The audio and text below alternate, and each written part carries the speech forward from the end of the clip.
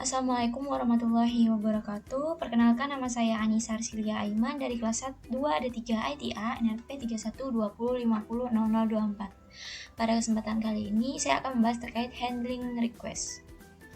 Nah, di sini terkait handling request, di sini untuk yang pertama, jadi di sini terdapat life cycle dari framework KI, di mana pada life cycle ini dimulai dari user yang akan memberikan request untuk pada admin seperti itu. Jadi contohnya ketika user akan mengakses website kita. Jadi ketika user akan mengakses website kita, itu dapat dikatakan request dari user, dan kita harus menampilkan website yang sudah diakses oleh user tersebut. Nah, setelah itu setelah request user, maka terdapat entry script, di mana entry script ini merupakan style yang pertama kali diakses oleh user kita. Nah, di dalam entry script ini terdapat contohnya adalah index.php. Nah, dari entry script ini terdapat dua proses, yaitu ada load app config, lalu ada run application seperti itu. Setelah itu maka kita akan beralih pada application. Nah, pada application ini terdapat resolve root, di mana resolve root ini dibantu oleh request component. Nah, request component ini digunakan untuk meresolve root-nya seperti itu. Selanjutnya akan dilanjutkan oleh create controller. Lalu setelah create controller, di sini terdapat create action. Nah, di mana ketika create action ini kita diberi pilihan apakah akan perform filternya atau tidak. Nah, jika perform filter, maka ia akan kembali ke respon komponen dan kembali ke user kembali. Namun jika ia masih ingin action ke yang lainnya, maka ia akan meload model yang dibantu oleh model dan database, lalu ia akan merender view-nya yang dibantu oleh view, baru ia akan respon komponen dan kembali lagi kepada user seperti itu. Nah, selanjutnya saya akan menjelaskan terkait proses request. Jadi, setiap kali aplikasi AI menerima request akan melalui proses-proses sebagai berikut. Di sini ada 5 proses. Yang pertama ada user membuat request ke entry script, web atau index.php. Lalu yang kedua, entry script memuat konfigurasi seperti config.php dan membuat sebuah application yang instan seperti itu. Untuk yang ketiga, aplikasi akan menetapkan root dengan bantuan komponen aplikasi yang bernama request. Lalu untuk yang keempat, aplikasi membuat controller instant untuk menangani request. Yang kelima yaitu controller membuat action instant dan menjalankan filter untuk action tersebut seperti itu. Lalu di sini ternyata terdapat proses request lanjutannya. Jadi di sini ada 11 ya, bisa dikatakan ada 11. Dan selanjutnya untuk yang nomor 6, jika ada filter yang tidak terpenuhi, maka action akan dibatalkan seperti itu. Jadi asumsinya adalah kita harus memenuhi filter yang sudah ditentukan terlebih dahulu, karena jika kita tidak memenuhi, maka action akan dibatalkan seperti itu. Lalu untuk yang ketujuh, jika semua filter terpenuhi, maka action akan dijalankan seperti itu. Nah, jadi di sini gambarannya adalah kita dihadapkan oleh asumsi atau dihadapkan oleh ini ya, seperti pilihan. Jadi kalau tidak terpenuhi, maka action dibatalkan, dan jika tidak dipenuhi, maka jika filter terpenuhi, maka akan dijalankan. Maka kita dihadapkan oleh decision. Lalu untuk yang ke-8, action akan memuat data model. Nah, kemungkinan besar terhubung dengan tabel di database-nya, sehingga ketika kita akan melakukan action sesuatu, maka ia akan kemungkinan besar terhubung dengan tabel yang ada di database seperti itu. Lalu untuk yang ke-9, action akan merender view dengan menyertakan data model. Dan yang ke-10, hasil dari review yang telah dirender akan dikembalikan ke komponen aplikasi bernama respon. Nah, lalu untuk yang terakhir, komponen respon akan mengirimkan hasil proses render ke browser pengguna. Nah, dalam browser pengguna ini dalam bentuk HTML, CSS, atau client side script lainnya seperti itu. Nah, setelah itu di handling request ini terdapat bootstrapping, di mana apa itu bootstrapping? Jadi bootstrapping adalah sebuah proses mempersiapkan environment sebelum aplikasi mulai menerima dan memproses request yang datang. Nah, bootstrapping ini dilakukan pada dua tempat. Yang pertama ada di entry script dan ada di aplikasi seperti itu. Lalu pada entry script ini dua kelas autoloader untuk library berbeda didaftarkan, seperti Composer autoloader melalui autoload PHP dan YII autoloader melalui file class YII seperti itu. Selanjutnya pada constructor dari aplikasi akan ada beberapa hal yang akan dikerjakan. Yang pertama adalah memanggil YII base application atau pre-init ya. Lalu digunakan untuk melakukan konfigurasi properti penting seperti properti base path dan masih banyak yang lainnya. Lalu yang akan dikerjakan adalah meregister YII base application error handler. Lalu menginisialisasi properti dari aplikasi menggunakan file konfigurasi, lalu memanggil init yang ada pada YII, directory YII, directory base, lalu di file application yang nantinya akan memanggil bootstrap untuk menjalankan komponen bootstrapping.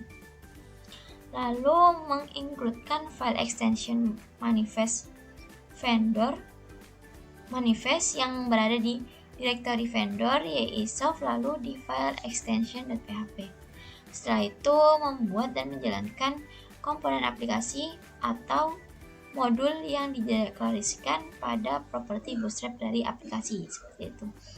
Lalu untuk selanjutnya yang akan dikerjakan adalah, jadi di sini karena bootstrapping dilakukan sebelum menangani request, maka dipastikan hanya komponen yang penting saja yang dimasukkan dalam proses bootstrapping ini seperti itu. Contohnya pada mode production, kita mungkin perlu mengenablekan apt-get pada proses bootstrapping seperti itu. Nah, selanjutnya kita akan masuk pada routing. Jadi routing ini yaitu ketika metode run ya, metode run yang berada di directory Y, directory web, lalu di application akan dipanggil oleh entry script. Nah, hal pertama yang dilakukan adalah meresolve request yang datang, kemudian menjalankan controller action untuk menangani request tersebut. Proses tersebut dinamakan routing seperti itu. Nah, proses resolve ditangani oleh metode resolve, di mana berada pada directory Y, web, lalu di request, yang akan menghasilkan yang pertama, menghasilkan root valid. Jadi controller action yang sesuai dipanggil seperti itu. Jadi root valid itu akan menghasilkan controller action yang sesuai dengan yang dipanggil seperti itu. Lalu akan menghasilkan root tidak valid. Nah, apa itu root tidak valid? Jadi dimunculkan dimunculkan file yang berada di directory Y, directory web, lalu di not found HTTP exception. Lalu menghasilkan tidak ada root seperti itu. Yaitu controller action pada property default root akan dipanggil.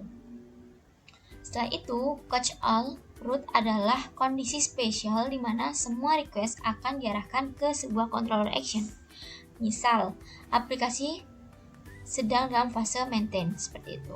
Nah, hal ini dapat dilakukan dengan mengisi properti catch all di file konfigurasi dengan controller action yang dihendaki. Contohnya seperti yang ada pada gambar di samping. Nah, di sini terdapat $config di mana array-nya berisi name dengan yang merupakan ISI jurusan, lalu ada ID, lalu ada catch all-nya. Nah, di sini catch all-nya berisi array yang berisi site atau offline.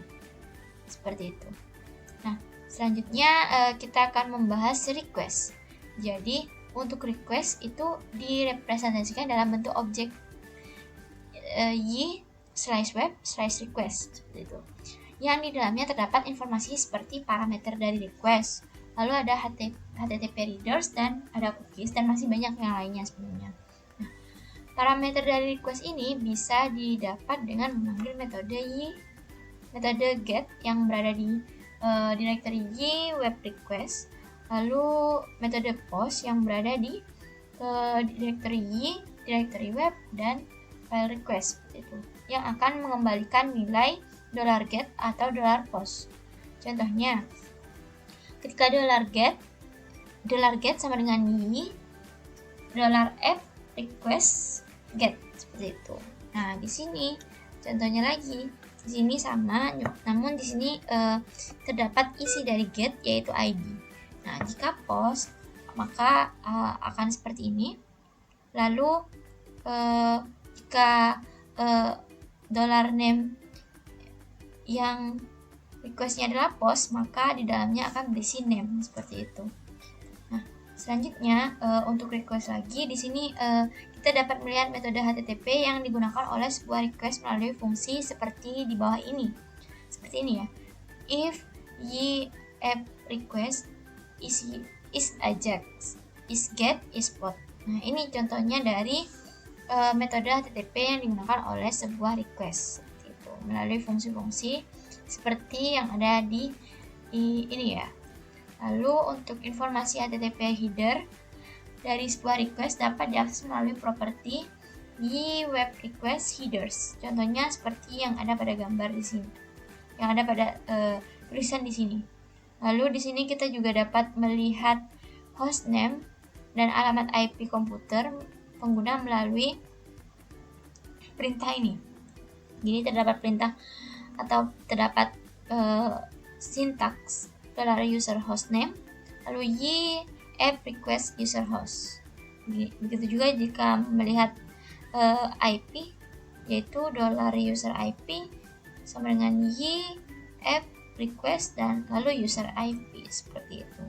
Nah, untuk request URL-nya, kita dapat melihat bagian dari request URL melalui atribut yang ada di bawah ini. Contohnya URL diminta adalah http://example.com admin index product ID sama dengan 100. Jadi seperti ini untuk contohnya. Di sini ada URL, ada absolute URL, ada host info, ada path info, ada query string, ada base URL, ada script URL, ada server name, ada server port, dan masih banyak yang lainnya seperti itu. Nah, di sini juga terdapat respon di mana setelah aplikasi selesai menangani sebuah request,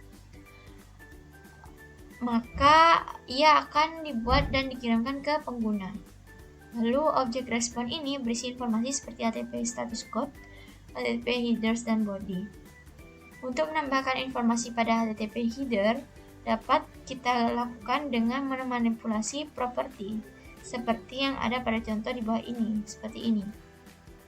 Lalu pada kasus sederhana ini kita tidak perlu melakukan perubahan atau penambahan pada objek respon ini.